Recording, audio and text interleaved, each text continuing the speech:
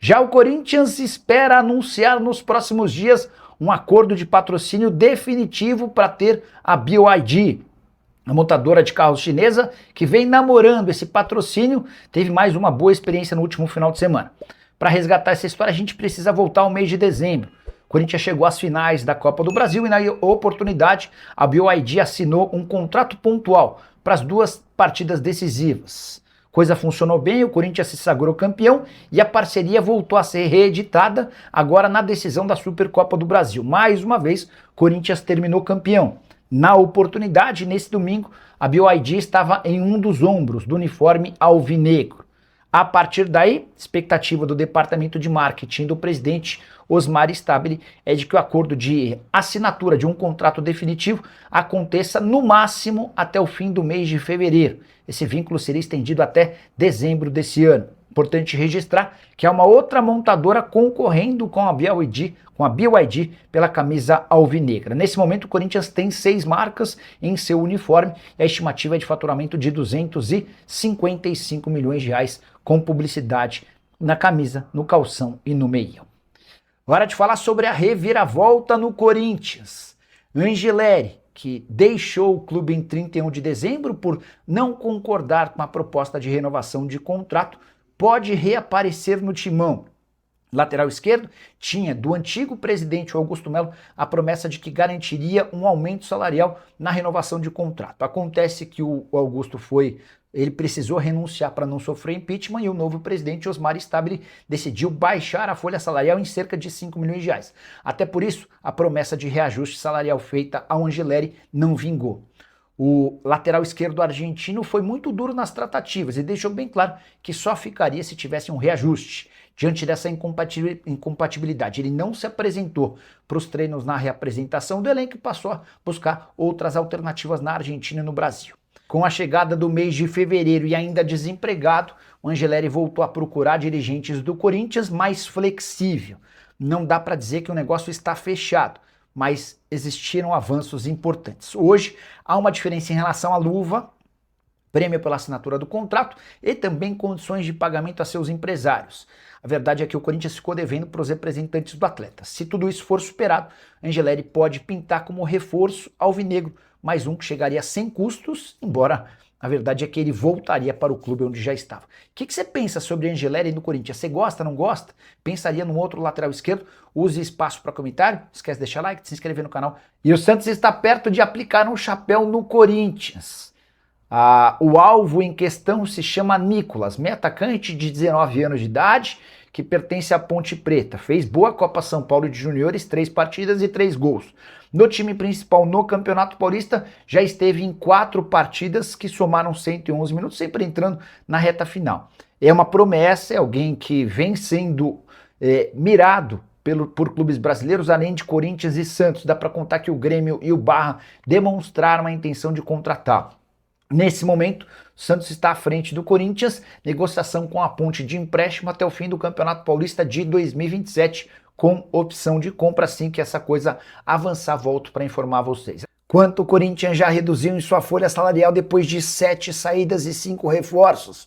Já te adianto que esse número está bem distante daqueles 5 milhões de reais por mês planejados para o orçamento de 2026. Bora para a realidade.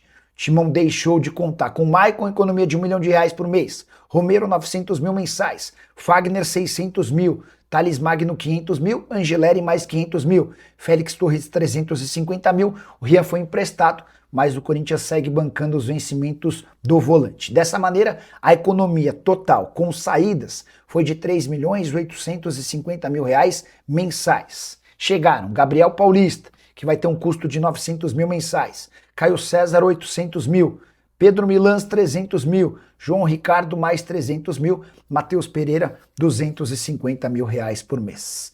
Esse acréscimo na folha salarial com os jogadores contratados é de 2.550.000. Ou seja, o resumo, entre saídas e chegadas, o Timão diminuiu sua folha em R$1.300.000 por mês. Porém, Alisson e Júnior Santos estão em negociação com o Corinthians.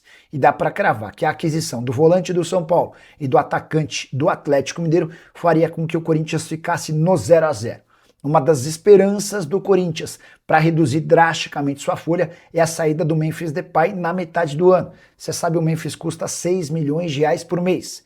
Ele ficando fora do segundo semestre garantiria uma economia mensal ao longo do ano de 3 milhões de reais. Mas ainda haveria necessidade de mais saídas. Corinthians promete seguir à risca seu planejamento orçamentário. Gostaria que você opinasse sobre os números que eu citei. Não esquece de deixar like, de se inscrever no canal. Hora de falar sobre o Corinthians, que vai perder mais quase 6 milhões de reais de um prêmio por título para a Caixa Econômica Federal. Caixa é parceira do Corinthians na construção do estádio. Hoje o Timão deve quase 700 milhões de reais em financiamento para o banco estatal. E alguns anos atrás, em meio a uma série de inadimplências do Corinthians em relação ao financiamento, o então presidente Duílio Monteiro Alves assinou um contrato permitindo a Caixa ficar com 50% das receitas de qualquer título conquistado pelo clube. Foi assim, por exemplo, na temporada passada com a conquista da Copa do Brasil. A Supercopa do Brasil, vencida pelo Corinthians nesse domingo, parece que vai pelo mesmo caminho. O Timão ficou com 11 milhões e 600 mil reais, 5 milhões e 200 mil pela conquista do título e o restante pela presença na decisão do torneio contra o Flamengo. Você lembra que o Corinthians venceu o Flamengo por 2-0 no Mané Garrincha. Dessa maneira, Caixa já encaminhou o pedido para ficar com 5 milhões e 800 mil reais. O presidente Osmar Stabile se vê de mãos atadas, não tem muito o que fazer a não ser lamentar o acordo fechado por Duílio Monteiro Alves. Com essa condição, perdendo metade do prêmio a que teria direito, vão sobrar para o Corinthians apenas 5 milhões e 800 mil reais, que pagam praticamente apenas o prêmio de Memphis Depay. Do ponto de vista financeiro, não foi um bom negócio a conquista da Supercopa do Brasil. O torcedor não está nem aí com essa história. O importante foi ter vencido o time mais rico da América do Sul e com boa atuação de forma merecida. Concorda? Você sabia que Memphis Depay já garantiu mais de 25 milhões de reais apenas com prêmios durante sua curta passagem pelo Corinthians? Importante registrar que essa grana nada tem a ver com salários em carteira, direitos de imagem e luvas, como a gente costuma se referir ao prêmio pela assinatura do contrato. Quero te explicar como o Memphis chegou a esses mais de 25 milhões de reais que ainda não foram pagos pelo clube.